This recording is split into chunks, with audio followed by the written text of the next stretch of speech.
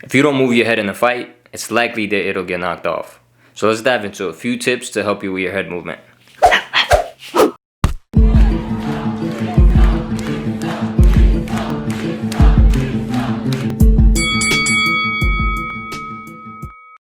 Having good head movement is going to be a dance between your mind and your body. It doesn't matter if you have good reflexes if your body isn't fast enough to get out of the way of the punches. And it doesn't matter if your body's fast enough if your mind's not fast enough to perceive those punches coming at you. So you're constantly going to have to practice both the physical and the mental aspect of head movement, getting used to punches coming at you and being able to do the right motion to get out of the way safely. So the first tip I'll give you guys when it comes to head movement is to move your head. I preach this to all my students, and normally I get a sarcastic thank you and a walk-off laugh, but I'm being 100% real with them. You want to move your head as much as you punch. You want to work on your defense as much as you work on your offense. The name of the game is to hit and not get hit. You're not there to exchange punches. You're there to discourage your opponent, take their soul from them, and end the fight early. So what you want to do in practice is always move your head as many times as you throw punches, right? So if I throw a right hand, boom, I'm going to move out the way, right? If I throw a 1-2, I'm going to move out the way twice. If I throw a 1-2-3, I'm going to roll, and do a third head movement. I'm going to move my head as much as I throw punches. This way, I'm not leaving anything behind. I'm making sure that my defense is as much a priority as my offense. And what this will help you do, just like with punches, is develop the right muscles. You're going to develop the right muscles to help you move. When you move your head, it's your neck, your shoulders, your hips, your arms, everything's moving.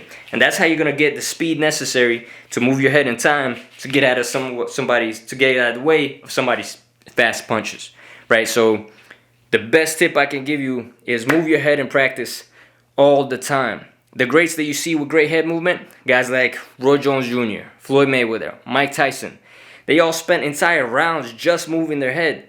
They did nothing else but move their head. Mike Tyson recently in the interview said that drill he used to do with Kevin Rooney, where Kevin just had the pads and he would just move his head, he would do that for hours at a time. Just that drill, just moving his head. So no wonder when he got in the ring, everything was just on autopilot. He was slipping every punch like it was nothing. He was making his opponents look like elementary school students, right? They weren't on the same level as his, and that's because his training wasn't on the same level as theirs, right? Roy Jones, I don't know how much of a rumor this is, but it's said that his father used to use a board with nails on it to make sure that Roy was moving his head perfectly, right? Talk about extreme. But sometimes you got to do things out of the box if you want to be an extraordinary fighter. You got to do extraordinary things in training if you want to do extraordinary things in the ring. All right, the next tip I'm going to give you guys is to isolate defense in sparring, specifically head movement. What you want to do is go into sparring. Don't tell your opponent what you're doing. Don't tell your sparring partner what you're doing.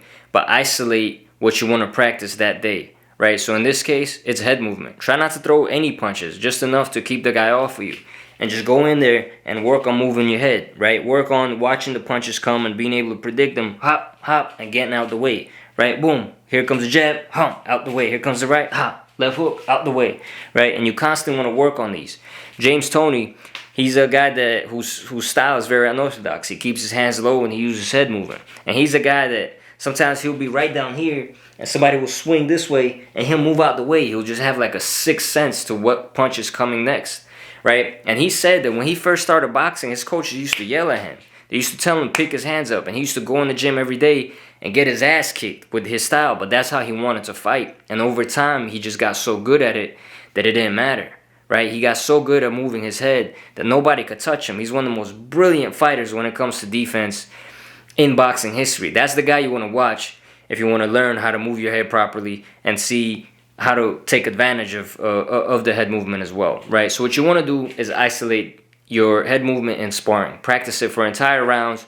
Try not to throw punches and see how you do, right? Gauge your performance. See how many shots you ate. See how many shots you were able to slip a slide. One of the things I'll always be thankful for is my coach forced me to fight in every style. What he would do, one time he put me in with this kid who was super strong. He didn't have too much boxing experience. It was a strong kid, and he told me, with this kid in the earshot of us, knowing I'm not gonna throw any punches, he told me, go in there, don't throw any shots, and you have to walk forward the entire time. I don't want you to take a step back. So I had to walk this kid down who knew I wasn't gonna throw any punches back while he wails on me and find ways to defend myself while I'm coming forward, right? And at first I was like, why the would my coach do this to me? But what ended up happening is I got incredibly good at defending myself while walking forward, right? It took my game to an entire level to where I started preferring wanting to do that in sparring. I wanted to maybe pick my shots. There would be games he would play with me like, you're only allowed 3 right hands per round. And what that would do is force me to pick my shots better, right? And then get better at defending myself in the process, right? So I'm not exchanging too much and still trying to win that round. So try to isolate your head movement in sparring, see how you do, keep doing it, keep improving it, and let your partner give you feedback. Alright, so the next tip is to use all the motions of head movement that there are, right? You don't want to just get stuck in one exercise, doing the same thing over and over again, moving your head side to side. You want to make sure you're doing everything, right? That includes moving your head side to side. That includes bobbing and weaving. That includes pulling back.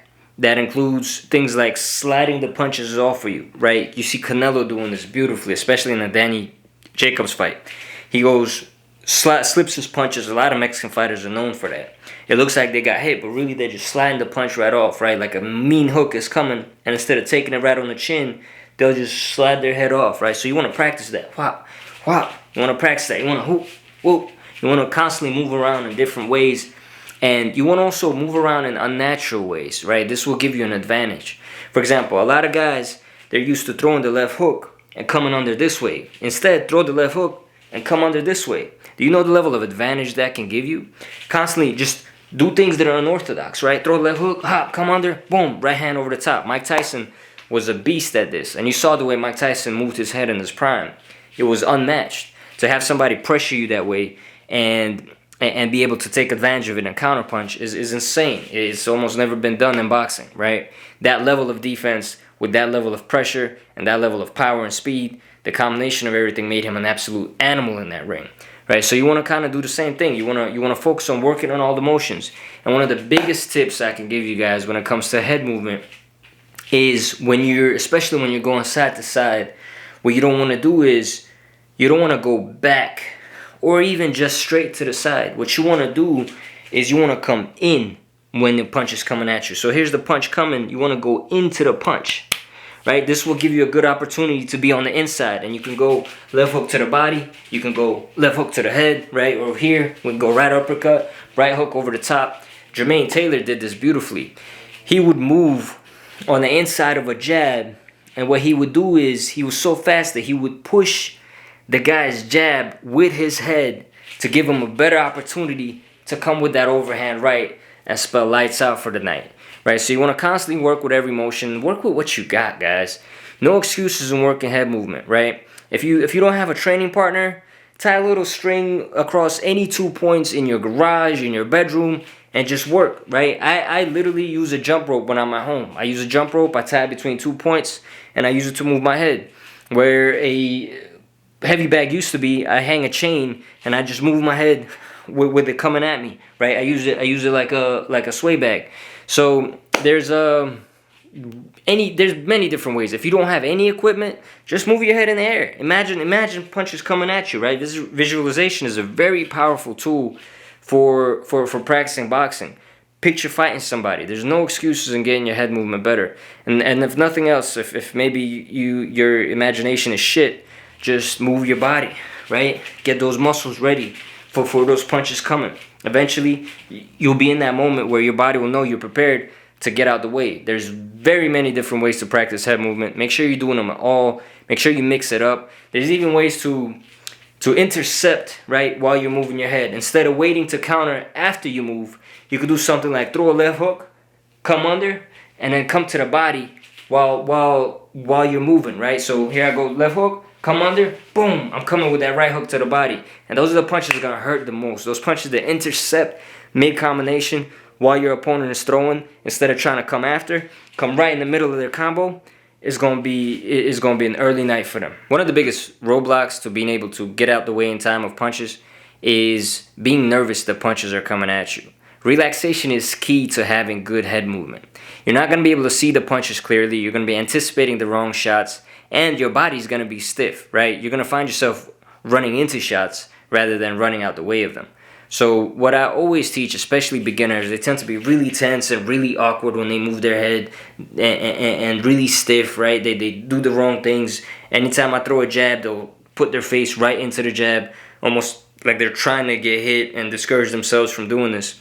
So I try to teach relaxation, and a lot of times it's physiological, right? Everything that we feel becomes our physical response. So it's like a double-edged sword. What we feel turns to a physical response, but in turn, what we can do is we can change our physical response to change how we feel, right? Science has proven this to be true. So when I see somebody just real nervous and real tight, which is the opposite of what you want to be in boxing. I don't care if you got the Mike Tyson peekaboo style. When you throw those punches, they better be relaxed. When you move your head, you better be relaxed, right? You got to stay relaxed. You got to stay calm the entire time. Even if you're getting your face beat in, you got to stay calm, right? That's the name of the game. You got to stay relaxed the whole time. So the way I usually teach, especially beginners, to relax is I tell them the opposite of everything I tell them in the first few weeks. Is I tell them, drop your hands. Drop your hands completely. Relax them, right? There's no need for them. And just to practice your head movement, have somebody hold the pads for you or put on some gloves and make you move your head. And you're going to find that you're a lot more loose when you don't have gloves on, right? And you could just move your head and that's all you're focused on. You're not focused about keeping your hands to your chin. You're not afraid that maybe you dropped your hand on one of the motions, and you're not overthinking things. There's not much to think about except moving your head, right? That's all you're worried about. Boom, boom, boom.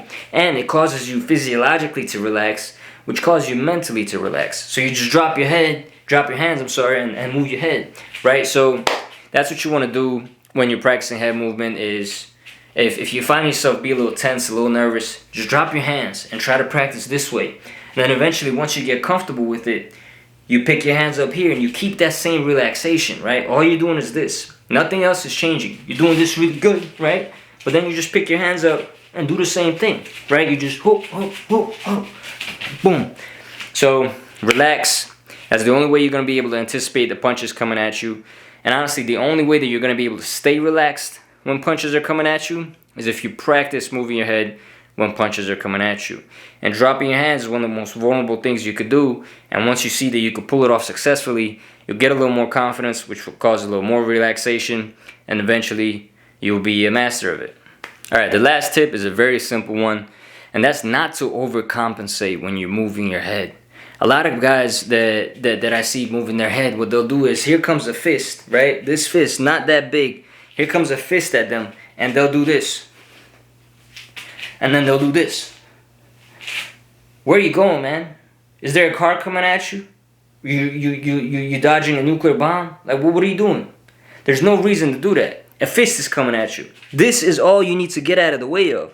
That's it. Nothing else. It's just this. It's a few inches at most, maybe 4, maybe 5, right? Maybe some guys' fists are bigger. Maybe they're 6 or 7. I don't know, right? But it's only a fist coming at you. That's all you got to get out of the way of. So what we did a lot in the gym is we just did this. We didn't even move our hands. We just, right? You don't have to move that much. You don't have to move your entire body to get out of the way of the punch. You just move your head, literally, the size of your head. If you just move the size of your head, get out of the way, you'll be a hard target to hit.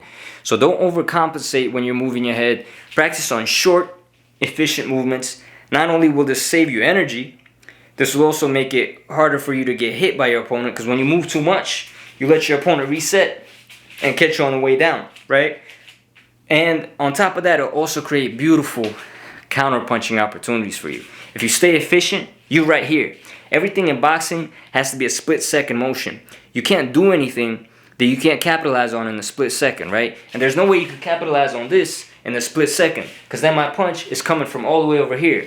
What you want to do is you always want to be, boom, taking advantage of any split-second window of opportunity that's open for you. And the only way to do that is to stay efficient with your head movement, right? So sit here,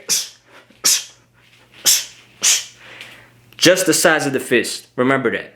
You're not dodging cars, you're just dodging a fist. There's no fancy tricks to it. There's nothing to be scared of. It's just another person with their weak little fist coming at you, and you just get out the way of it. That's it, right? Name of the game, hit, and don't get hit. There's many different ways to practice your head movement. You could use ropes, you could use sway bags, you could use your coach on the mitts, you could just dodge the air, right? There's many different ways that you could practice moving your head. But nothing will be better than having a live person with gloves on with a real threat of getting hit in front of you to practice your head movement, right? Because that's gonna not only help you deal with the physical motions that you gotta do, but also your emotions, right? Being able to control that fear of a punch coming at you, being able to stay relaxed when multiple punches are coming at you, right? A lot of guys, what they'll do is they'll master the art of slipping one punch, but the second a guy throws 3 or 4 punches, that's it. They get confused, they're getting clipped, they're getting knocked down. You don't want to be that guy. The only way to not be that guy is to get in with real human beings who have real intentions of hurting you and practice moving your head that way. That's going to be the absolute best way for you to practice, and you have to put yourself in situations where you're not afraid to just focus on that, right? You're not going in there every time just to take the guy's head off in sparring. You want to keep it real as possible. You want to simulate a fight, but you also want to pick things to work on every time. You don't just want to go in there with the objective of, I got to knock this guy the fuck out, right? You also want to go in there and say, I got to improve on this. And it doesn't matter if I lose this sparring match doing that, right? It doesn't matter if you lose the sparring match today, as long as you win the fight that counts. Sparring is all about improving yourself. And you want to treat it like a real fight, but you want to focus on improving your skills every time you step in there. Don't let your ego get in the way. You will have plenty of opportunities to kick that sparring partner's ass. Now, if it's some guy coming from another gym and he might not be around, then go ahead and kick his ass. But if it's somebody that you spar on a daily basis or is going to be around in your gym, then don't worry about losing that day. Worry about improving yourself, because that's where the real victory is going to happen.